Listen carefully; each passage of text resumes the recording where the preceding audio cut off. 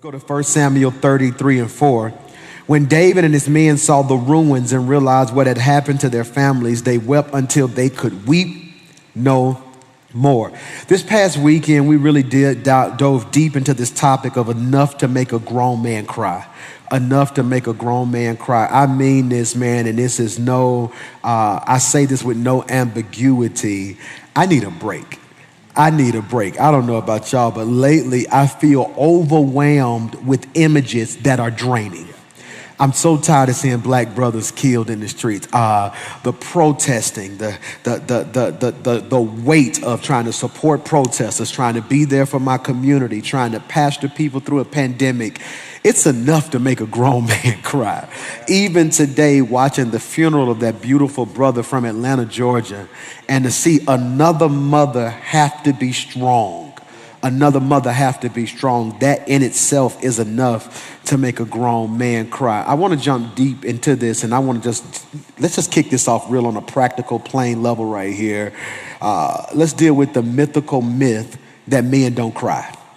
Men don't cry. Men don't cry. I want to go deep. Let's go here. Let's talk about some stuff that made you cry. I want to put you on the spot. Who want to go first? Some stuff that really peaked at your heart and kind of pulled some emotion out of you.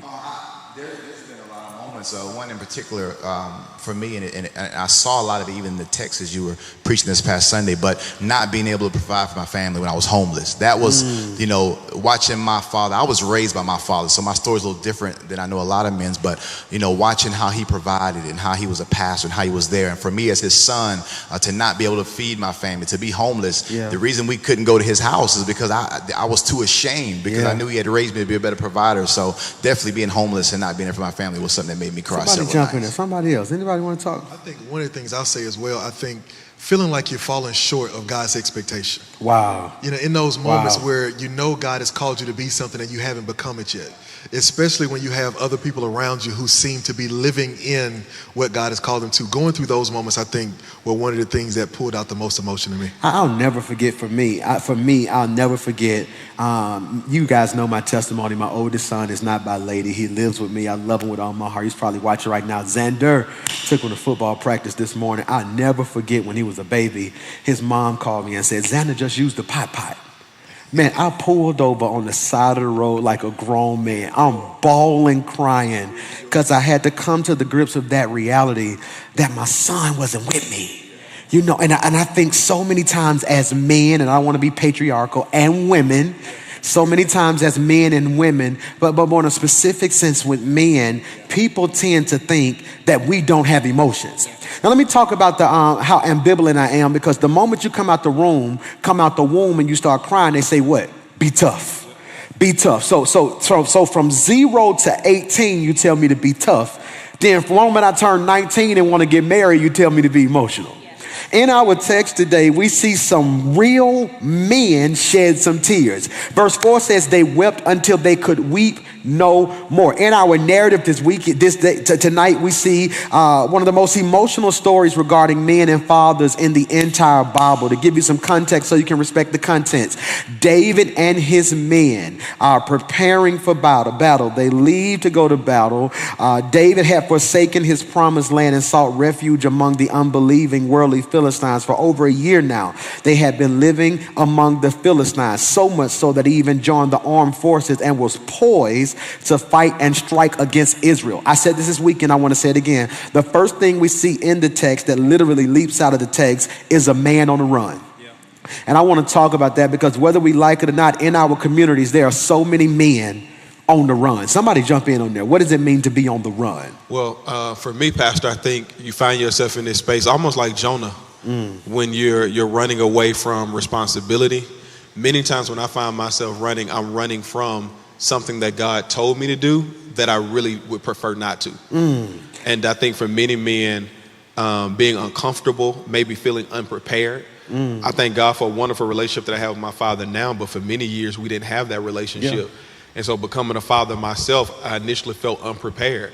And so if you're not careful, you'll run from that. Man, I'll never forget the first time I held Mike at home now.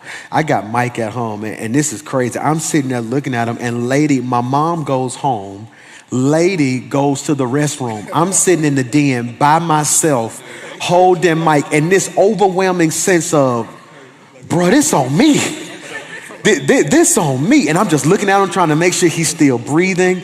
That was enough to make me run. When we look at this particular text, why, I'm gonna talk to my scholars in the room, why is David on the run? Somebody jump in there. So at this point, David is on the run because he's been anointed king at this point, and he has actually come into the service of Saul. He's moved into the palace. He's actually a part of his armed forces. And Saul knew who David was. Back in 1 Samuel 15, Saul originally went to war against the Amalekites. And when he fought them, God told him to destroy them utterly, and they did not. And that was when God's anointing lifted off of him. Let's stop. So I want you to catch this. David is living with the who? With the king. He's living with the king, but in this particular text, he's with the who? He's with the Philistines. He's with the Philistines. They are about to go fight who? The Israelites. The Amalekites. No, they're the Israelites. God told Saul to do what to the Amalekites? Destroy the Amalekites. Destroy the Amalekites. How?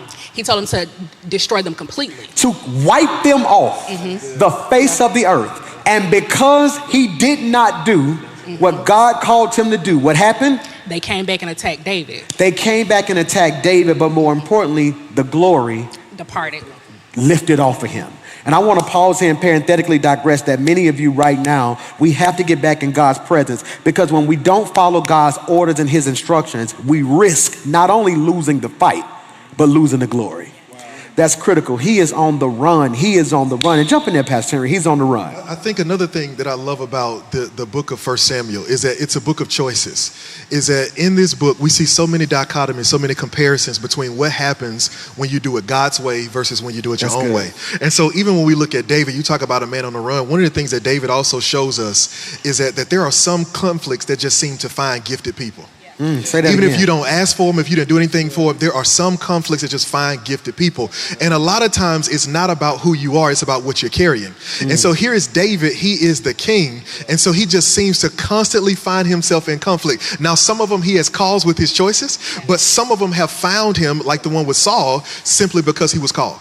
And here's what's crazy. David was on the run because Saul recognized him as his successor, and he possessed a tormenting spirit. Can you put this in your notes you're watching right now? Be careful when you're around toxic people, because David, yet he's not done anything to Saul, but Saul, because he possessed a tormenting spirit, caused him to lash out at David. I heard Dr. Darius Daniels say this and it messed me up. He said, be careful when you kill Goliath because you trigger Saul. I don't think you heard what I just said. Be careful when you kill Goliath because you trigger Saul. I'm going to say this and I pray three of y'all can receive this. I used to sit at home certain days saying, why so-and-so don't like me? And what did I do to them? You killed something. See, sometimes it's not about what you did to them personally, it's what you triggered unintentionally. See, sometimes while you're busy over here saying I did it, you don't realize who watched it saying, if they could take that down, what could they do to me? So that's critical. I love what you said. Sometimes you attract issues because of your gift. That's critical. And I need you to catch this. 1 Samuel 30:1. 3 days later, when David and his men arrived home to their hometown Ziklag, they found that the Amalekites had made their raid on the Negev and Ziklag, and they had crushed Ziklag and burned it to the ground. Not only do we see a man on the run, but number two, we see a man out of position. The text says, while the men were missing, the enemy raided the city. Now, here's what's critical. Why are they missing? If you look at this with an untrained eye, you're going to say, Pastor Mike, they were going to battle. That's what men are supposed to do. No, the problem is they're going to a battle that they should have never been in the first place. Somebody jump in on that. All right, come on. Because this is exciting. Because here's what's really happening. David is having a feud with Saul. Yeah. So he's going to war with Israel. I'm going to say that again. Say it again. David is having a feud with Saul, so he goes to war against Israel. Stop. So he's having a feud with Saul. Yes. Going to war with Israel. That's it. He finna go fight. Yes. The very people that he called to lead. He called to lead. Yes. Jump in there. Come on now. So I'm looking at this and I'm tripping because so often, to put this in our context, we can put it in a church context, we can have an alt with the pastor and give up on the whole church, not realizing that we're getting ready to go fight the very thing that God has called to save us. So is it critical? Is it possible that when people come to church and an usher rub them the wrong way, that they in turn start fighting the very people that God called them to lead, but they're too busy being on the run in their feelings? That's critical, isn't it? We see a man out of position. And this is so critical because as the head of our households, and I don't want to be patriarchal, but this is Father's Day weekend part 2. As the head of our households, I'm going to say this, there's just certain things that can't happen when I'm in the house. Somebody jumping. I mean, there's just certain things that can't happen when I'm in the house. You know, and I noticed that, you know, even sometimes in our calling and our purpose, it calls us sometimes by the house. I know when I come home, it's certain things. Raquel may have been telling Jace, don't do that. He liked to write on the TV with these magical markers. I'm like, Jace, don't do that. And it's done. She could say it 10 times, but when Daddy said, when I'm in the house, when I'm in position, it's just a difference when I say it. And I think sometimes pressure also calls us to be out of position.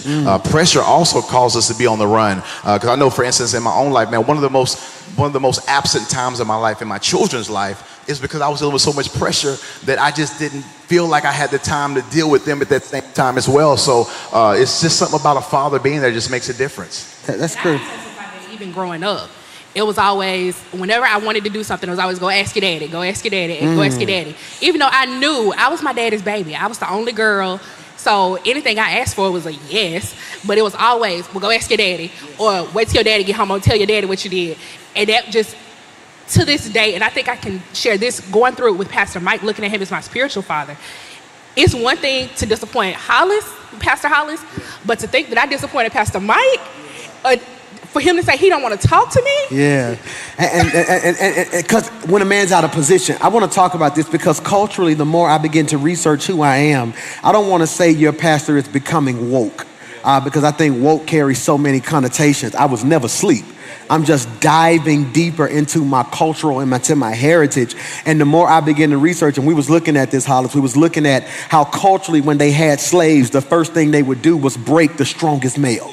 They would take these men and treat them as studs and just breed men and rip us out of our homes. And as a consequence, a lot of men today are still running around living like studs. Living like studs. Culturally, they would take the male, they would try to breed the strongest male with the best woman, and they were trying to breed children. They would sell you off. So now families are divided, which is why now it feels natural to some men to just get some and leave. Because culturally, for years, that's how they treated us. And so systemically, this is why on Father's Day, you didn't see me run a lot of stats. Like 36% of children without a father in the home would be 45% without a father. I didn't do that because a lot of those stats are secretly used by conservatives to push this agenda that racism hasn't had an impact on the African-American family. Did you hear what I just said right there? So what am I trying to realize? If we're not careful, the culture is trying to push the man out of position. I love every strong sister watching me right now. I want you to be strong. I want you to be anointed. But with the truth of the matter is, every person watching this stream has been positively or negatively impacted by some man. And it is our responsibility now to do our best in our local context to make sure the man is in position. Don't protest if you're not going to visit your children. Did you catch that? Don't try to be the best #1 artist in the country if you're not going to raise your kids. No, I'm telling us now that my greatest assignment is not standing before people right now on this live. My greatest assignment is being a father. It's being a father. Ministry starts at home. The text says while they were missing, some stuff got took. Look at this, and I need you to catch this. Why? Because we cannot stress again the criticality of our presence. We cannot stress again the criticality of our presence. Not only do I see a man on the run, not only do I see a man out of position, but look at the third thing I see. I see a man under pressure. Because look at this, it says, and they took captive the women and all who were there, both small and great, without killing anyone, and carried them off and went their way. When David and his men came to the city, behold, it was burned with fire. Their wives and their sons and their daughters were taken captive. Then David and the people who were left, watch this, lifted their voices and began to weep. What do we see when a man is out of position? His house gets raided. Somebody jump in there, man. Let's talk about that. I think that's good because even if we go all the way back to the book of Genesis and you look at Adam and Eve in the garden, the Bible says that the enemy was able, in the form of a serpent, to encounter Eve, absent. of her husband. That's good. So That's much good. so that when God comes walking through the garden, he says, Adam, Where are you? where are you? Jesus. And so we always see where the enemy is able to have a power absent a man that he wouldn't have had we been present. The fall of man can be tied to the fact that when a man was supposed to be present, he wasn't. Left her uncovered. Let's talk about this. I want to take a different angle, and I think we'll have some fun with this, because let's talk about the potential for a man to be physically present yet morally absent. Because here's one of the things that I think David wrestled with. David wrestles with the fact that his home has been raided when just 3 chapters earlier he was the raider. And so now what David is dealing with is he's dealing with the fact that someone has done to him what he has done to others. And so now he's wrestling. If I could be honest, as a father to 4 girls, one of my biggest fears is that my daughters will encounter who I used to be. Ooh. And so one of the things that David is going up against is that now he's been raided, and he's happy because it says that the bodies weren't there, that they weren't killed. But 1 Samuel 27 shows us that when David raided, he killed everything. And so now here he is having to deal with the reality that now he's come up against somebody who is doing to him what he's done to others. I want to deal with this. Let's talk about this. The criticality of decisions. Yes. That's critical, because David makes a decision to go fight. Nowhere in the text do the men make the decision, because they're loyal to a brother who is not in purpose. They lose something. That's critical. I want to stress to somebody watching right now, all of us can't make bad decisions. If I make a bad decision, it impacts too many people. We got to understand, and I pray you can receive this, that whenever we get out of position, what we tend to lose is not just on us. That's critical, ain't it? It's not just on us. My wife, every time the boys start